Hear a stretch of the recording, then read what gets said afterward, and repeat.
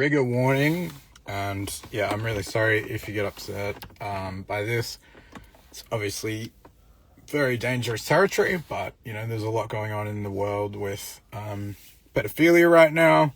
There's a few things going on in the jiu-jitsu community, and people are crying for accountability. Same in the domestic violence world. And if I'm doing my PhD on male victims of domestic violence, it's not like a competition with female victims of domestic violence, because LGBTQIA plus, not everything is male female, and not all is as it seems. But bear with me and let me explain to you the two different kinds of pedos and the two different kinds of DV. So a friend of mine works in sexual offenders, and they said not all pedos have the same diagnosis, right? And I wasn't aware that the child sex attraction syndrome diagnosis has gone through. They were talking about it quite a few years ago, but it's actually a diagnosis in the DSM now. So, for example, Michael Jackson got molested when he's 7 years old, so he's attracted to 7-year-olds for the rest of his life. There's something there where it's like the trauma sets you at a point where until you resolve that trauma, you don't develop properly. Okay, so Michael Jackson's the benchmark for that thing, right? But if we compare that to like the creepy stepdad phenomenon, which is like the missus isn't putting out, I'm gonna sneak into the stepdaughter's room, right?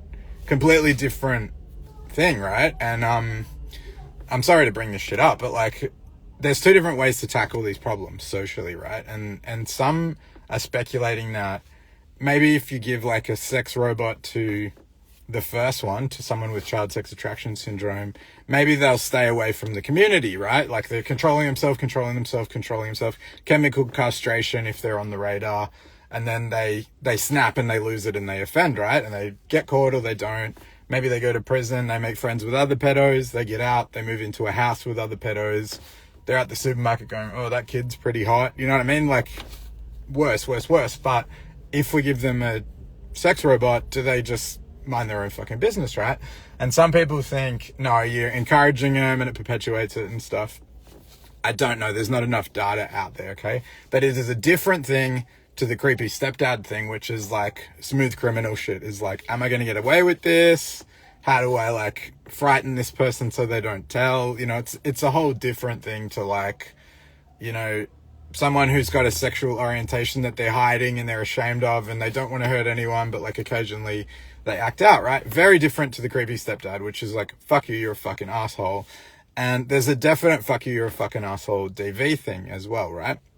So there's a guy who did this definition of DV semi-recently. It was like 1993, developed again in 2006, 2007, sort of developed again. And they defined common couple violence and later situational couple violence as distinct from intimate terrorism, right? And intimate terrorism could be like that someone's got a personality disorder and they're a bit of a psychopath, or it could be just garden variety, like convict, idiot, alcoholic, bully, right? So they get a high from like, I'm better than you, because they're so miserable in their life, so shit. They're like, yeah, well, at least I'm not as shit as you. And it actually helps them regulate it. It makes them feel better, right? Which I think is fucking pathetic. Like, if you can't like lead a life that makes you feel good about yourself and you're going to bully other people, you're a fucking loser, right? And we see it in the schoolyard, and, every parent I know is like, oh, my kid's getting bullied, or, because their kid's nice and smart and friendly, and the bully has no intention of like participating in that. They're like, I need a win and I'm going to take it from you, right? And if you're in a relationship like that where your partner's doing that, you got to realize it's an addiction and it's not going to change. Like, even if they try really hard, if they're that much of a loser that they need to take a win from you, like, you can't win the argument. That's not on the menu. They'll gaslight you, they'll lie, whatever it takes to get that bullying high, they'll do it. And they've probably always done it and they don't even know they're doing it. They're just like, yeah, well, fuck you. And they're like, I'm the best. And it's like, they've had a shit day and they've had a shit life and they need that little win, right? It's pathetic. But this is the reality we live in. And if we understand reality, we can protect ourselves and we can get away from situations instead of banging our head on it for fucking 10, 20, 30 years, hoping this person's going to change when you understand why they're doing what they're doing, right? So that is the intimate terrorism, right? And that person's not going to change. And there was a study, started with an L, their name was, where this guy was like, I'm going to teach like better communication skills to these guys so they won't have to be physically violent to their partners, right? And it was an absolute failure because he ended up going like, well, hang on, what are the benefits to this? And they wrote like 250 benefits to being violent towards their partners. And they're like, well, what are the cons? And there was like 3. It was like, oh, I have to go to stupid seminars like this. And like, oh, you know, the family gets upset. Or, you know, there was 3 fucking issues and 250 benefits to like being violent and to intimate terrorism, right? And it was like, oh, this isn't a communication skills thing. Like, these guys are assholes and they want it their way and they're just self-centered and they've got no empathy. And really, there's no changing them. Like, even if you chuck them in jail for ages, they just get out and be the same person. Because some people just lack the ability to reflect. Like, even if they sort of trying, they're like, nah, my feelings dictate my behavior and I need a bullying high and the fastest way to get what I want is this.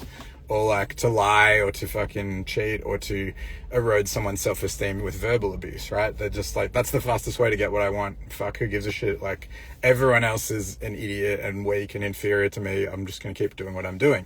So are you going to bang your head against that? It's like, no, get with the times and fucking move on, right?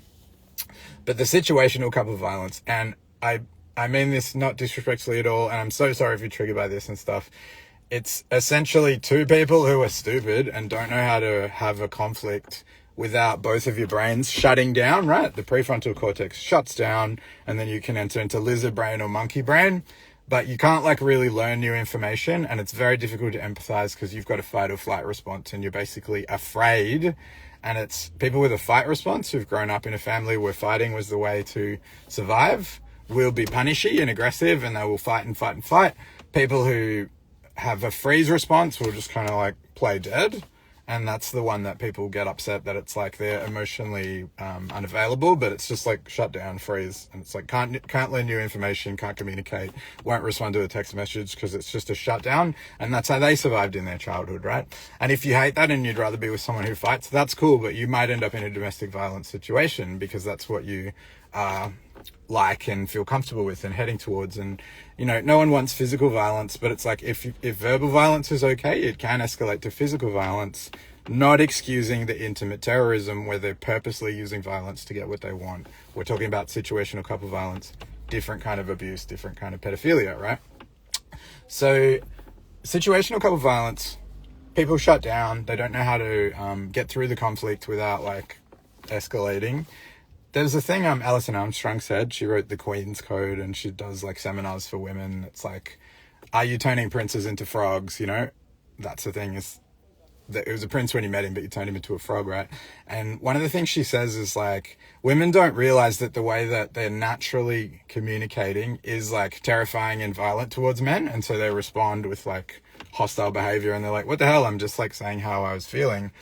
But it's like, they don't realize that it's like accusatory language, or like that it was too full on for his level of emotional intelligence, or like even voicing anxiety to someone who doesn't have the skills to regulate their own anxiety is going to stress them out. And they're like, oh, shut up, like you're killing me, you know? And Bill Burr did a bit where he goes, his wife got him to watch a doco where the gorilla had a pet dog and the dog died. And like, she's like, oh, it's so sad. Anyway, and like leaves the room. He's like, what the fuck did you make me watch this documentary? Like, he's just furious because he feels sad, right? Like, she's like facilitated this thing where he like was sad and he's like, I don't know what to do with this. And it's like, you know, men are walking around their tool sheds just grabbing spanners and putting them back down again because they don't know how to process their emotions, right?